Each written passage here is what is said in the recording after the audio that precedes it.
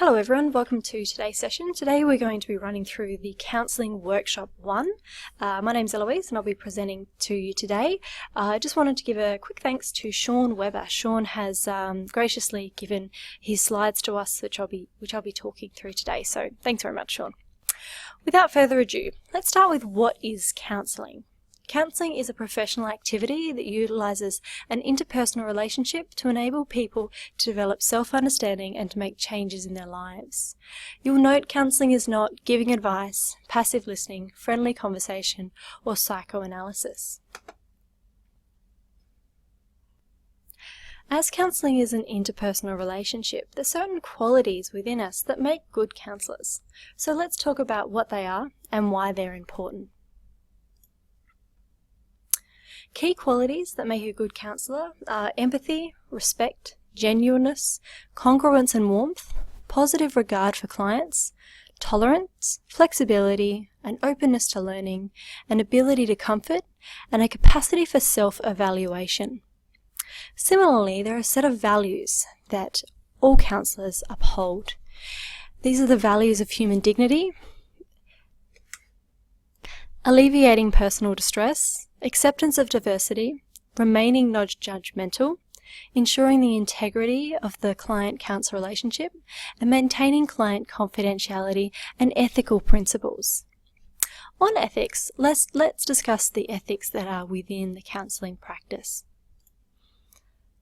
The moral principles that guide counselling are beneficence and non-maleficence, which is our duty of care, justice, fidelity, respect for autonomy, and veracity. And this just means being honest. Okay, so why does counselling work? Let's explore what factors account for positive change in the client. Is it the type of therapy? Is that what's important? And what other factors do you think are important as a counsellor? So what we know from research is there's different factors that assist a client towards their change in behaviour or change in outlook. And these are client-related factors, such as their personality, relationship factors, so that's the relationship between the client and the counsellor. So we talk about that in terms of the therapeutic alliance between those two. There's also placebo, hope, or expectancy factors that come into play, and the therapy model. So choosing an intervention that works with the client is also quite important. And here's just a little slide to show you what those percentages look like. While you study counselling, you will hear us talk a lot about the therapeutic alliance. What the therapeutic alliance is the relationship between the client and the counsellor, which is built on these three core conditions. Congruence, which is being genuine and real. Unconditional positive regard, which is accepting and respecting others without judgment. And empathy is feeling with or being able to put yourself in other people's shoes. Okay, now let's move on to counselling communication. One of the key things within counselling is being able to express yourself using both non-verbal and verbal communication. This chart here shows how important non-verbal communication is. What we know is that 55% of what receivers of your message or your clients in this case understand, 55% of that comes from the non-verbal cues that you give out. So your body language, facial expressions, this kind of thing. 38% is due to your tone of voice and what your tone is conveying. Certainly, anyone that's seen a mum or dad in the aisles of Coles or Woolies, you can hear that tone difference change between leave that apple alone, honey, and leave that apple alone. So tone conveys a lot towards someone. And then, of course, the last 7% is the words that you say. Okay. Guys, okay. Putting this all together, we like to think of these all this attention to communication as attending skills. So the way that you attend and convey to your client that you're listening. The acronym we use for that is SOLER, so S-O-L-E-R, which stands for sitting at a comfortable angle and distance, using open posture with your arms and legs uncrossed, leaning forward from time to time, looking genuinely interested and listening attentively, effective eye contact without staring, and of course this might be a cultural difference, so eye contact can vary between client to client, and remaining relatively relaxed. And now that is a mouthful.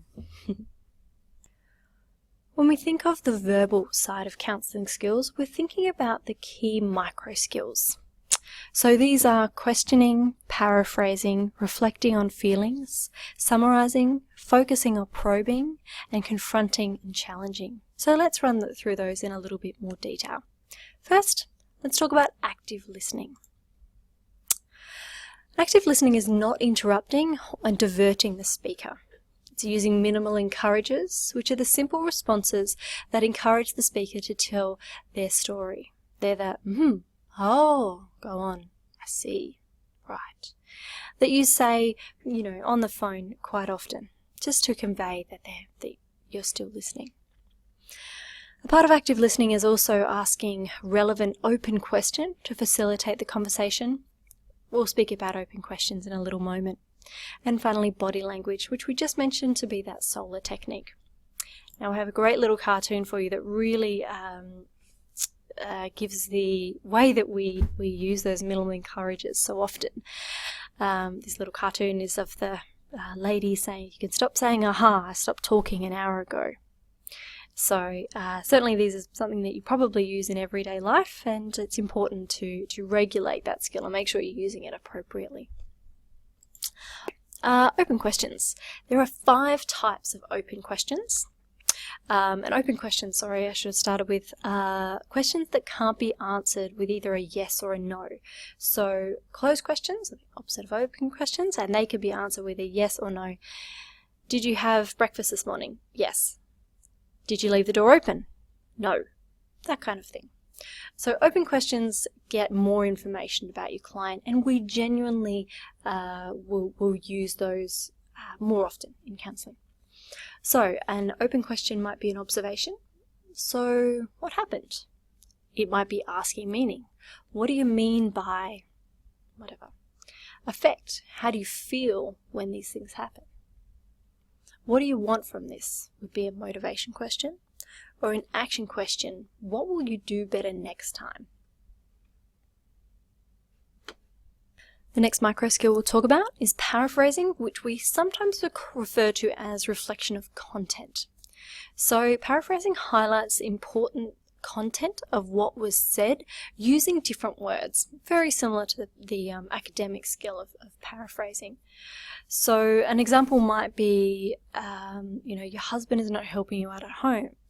It sounds like your child's behaviour is difficult to manage, so you're struggling to fit in. Those things are the content of what's being said, as opposed to the feelings.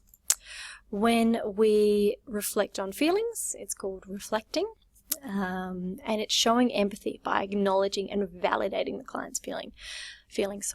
That validating is a really key part of this skill. So an example might be, you're obviously not happy about this project. Sounds like you're really angry with her. It seems to me like you're feeling annoyed.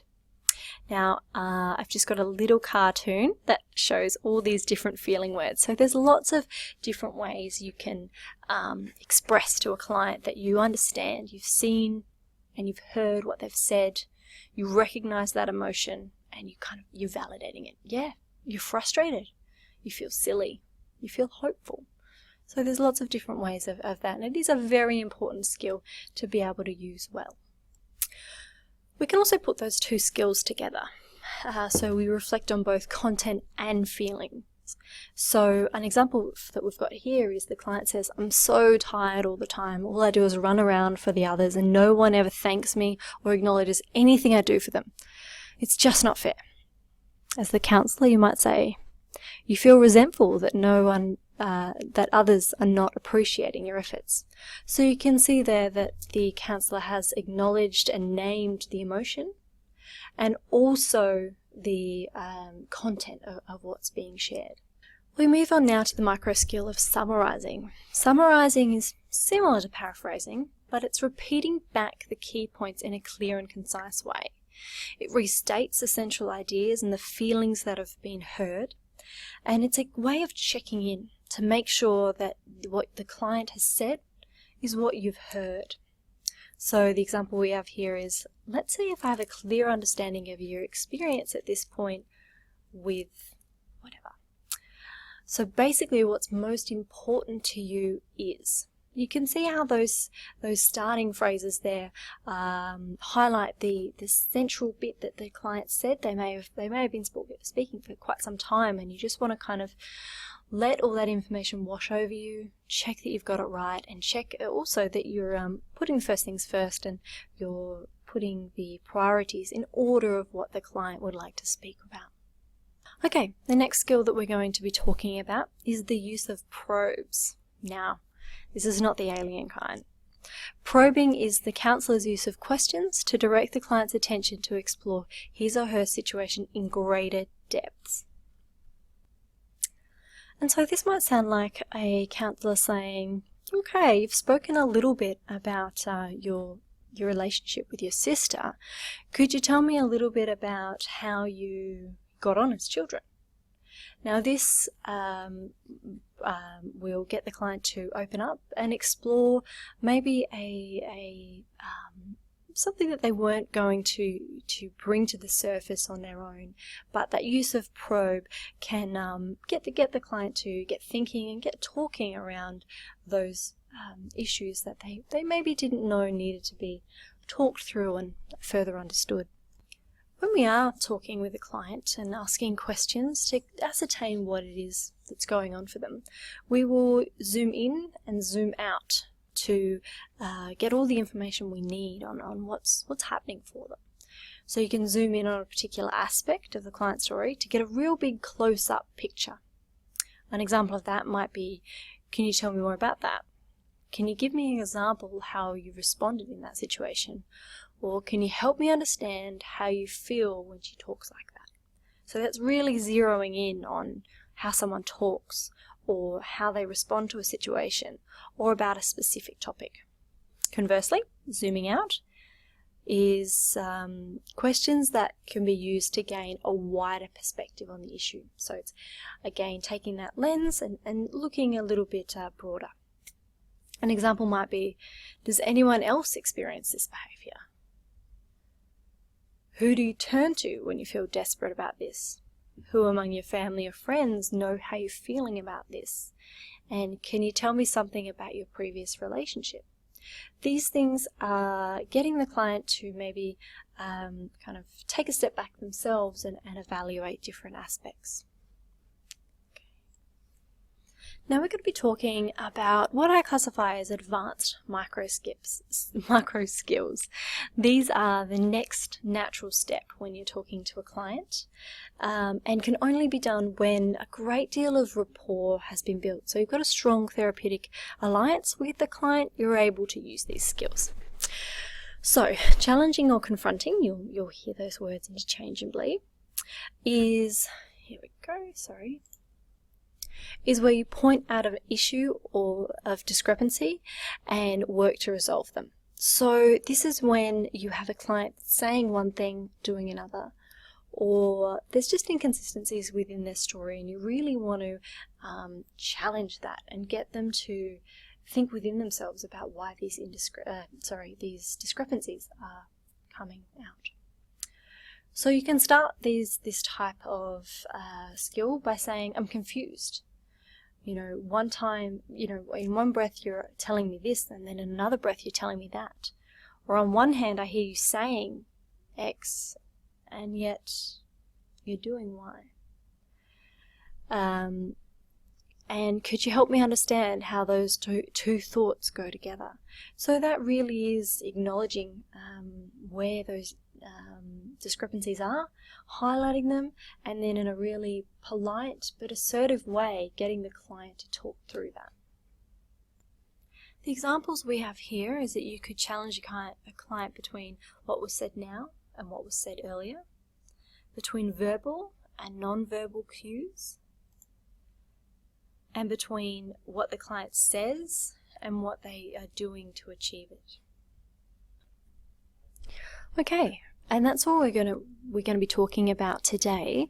So we've spoken about what counselling is, what it isn't, the micro skills that we use with clients, and we've also spoken about the values, ethics that you see or we see within counsellors. So please let us know if you have any questions around this. More than happy to hear from you. Here's our details. And I've just put there, is everyone getting the newsletter, just to check in. If you're not getting our weekly newsletter that we send out on Friday afternoons or over the weekend, please get in touch with us and let us know.